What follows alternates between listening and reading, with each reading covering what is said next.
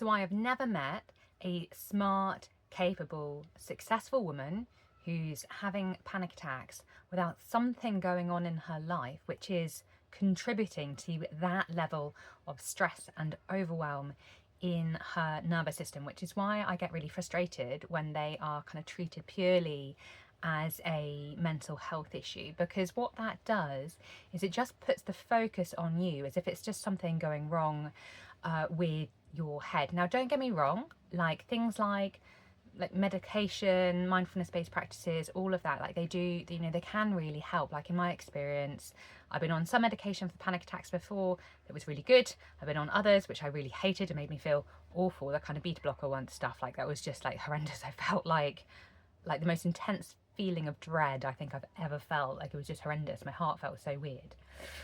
But other stuff like I can't remember what it's called now, but basically like Valium, that was really fine for me. I was just given a short course for that. So I think, you know, for me and like my personal experience, of course you just need to do what you need to do. I found having for a couple of times I'd had panic attacks, I found having some kind of medication like helpful, but of course it didn't solve the issues that are contributing to that level of stress, because it's not just in your head. And I remember one phase, like this is just to give you an example of like things are going on in your life that you need to get sorted.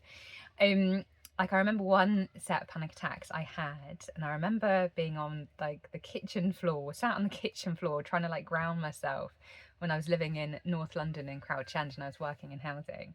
And I went to the GP about them and he said, well, I'm going to sign you off for 2 weeks. If it's not sorted out by then, come back and I'll put you on medication. There were no questions around what was going on in my life, whether I needed additional support or anything like that. And if he'd at all scratched beneath the surface, he would have learnt very, very quickly that I worked in a highly stressful job that probably wasn't the right job for me, which is why I quit. And not that long ago, one of the tenants, I was working in social housing, had taken his own life, and that had had a really significant impact on me. All the people that I was supporting had some degree of additional vulnerability as adults. I was in an extra care team. So I spent every single day of my work starting off with triaging cases based on who was at most risk of dying or seriously, you know, harming someone else. Well, actually, yeah, who was most at risk of dying or someone else dying because of their behaviour. And then after that, it was like who's at risk of serious harm, who could be in some level of discomfort. It went down from that. So I was, you know, I wasn't under a huge amount of pressure because I'd chosen to take that job on, but there was a huge amount of like quite significant responsibility that came with it. And it just really threw me when someone actually died. Like that's a big thing to happen, you know. That's not like a mental health issue. That's not just something like, it's not just like a glitch with your mind, you know. That's you trying to process something like big as a human being. And yes, that's just like one of like many examples I've got from my clients, you know, from my personal experience, but also clients' experience, where like there's been something really significant going on. Another period of my life, I was concerned about the well-being of a friend. Clients have had all sorts of things go on in their work and their life. I didn't, funnily enough, have any panic attacks when my dad was dying of cancer. That didn't seem to be a thing. I don't know why. But that would be really understandable, you know, if a family member's unwell, that, you know, something might be going on there too. So yeah, I have a real resistance to them just getting labelled as a mental health issue, as if it's just, you know, something wrong with your wiring. And yeah, so I think it can be helpful to do anything you might need to, like in the moment, for your nervous system to get calmed, because of course it's very difficult to solve problems, isn't it, when you're having panic attacks. So you know, that's why like medication can be very helpful, or techniques to like really calm your nervous system can be very helpful. Someone who'd had a lot of panic attacks shared some really good techniques with me. There's like something called the ragdoll method, which I found really, really helpful. You know, like exercise, all sorts of things might work for you too. But then like when our nervous system is calm enough, then we need to have the space, the skills and the right support to look at what is going on in our life, in our work, and work out like, is there something going on that we need to sort out? Now, it might be that the situation has passed, but there's this kind of ongoing impact on your nervous system that we can have a look at. Quite often, I think people also need to really kind of like ground themselves into like an inner circle that's genuinely supportive of them. I think when we feel kind of embedded in strong relationships and a strong social network, then we just kind of feel safer and better about being in the world. And you might have that, but you've just kind of lost a bit of connection with it. Sometimes it just takes a reminder. So sometimes, like, I've been working with a client who's been having panic attacks, and you know, I just check in about her family situation, and actually it's really, really good. And we just spend a bit of time like recollecting that, and maybe she invests a little bit more time with them over the next kind of few weeks or few months.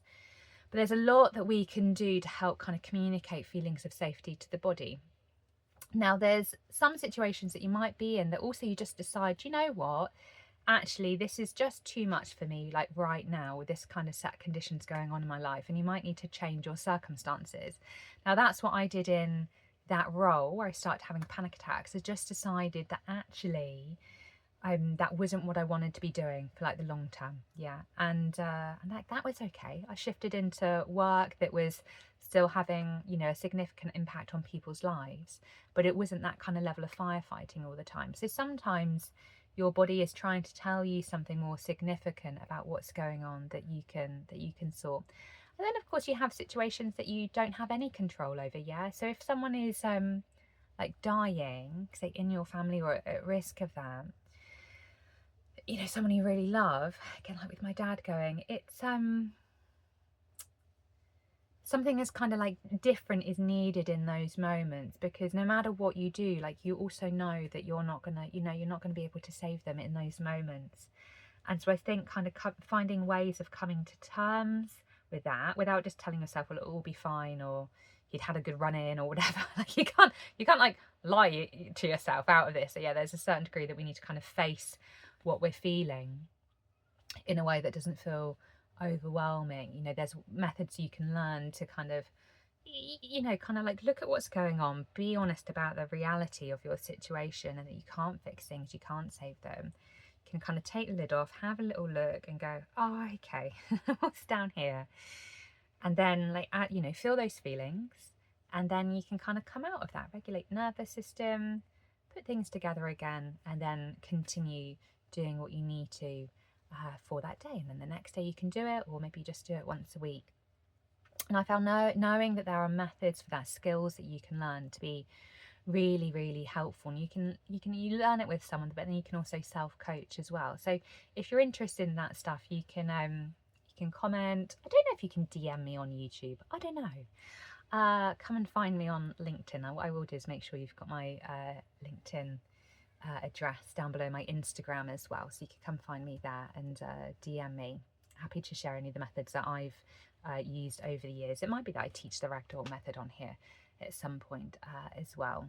I think there was something to do with like a bee sound. Oh, that was it. I think like doing like deeper breathing. So you like breathe in like deep into your belly, and as you breathe out, you do something like zzz, for as long as you can. I found that quite helpful. So there's like lots of little techniques that can help in the moment.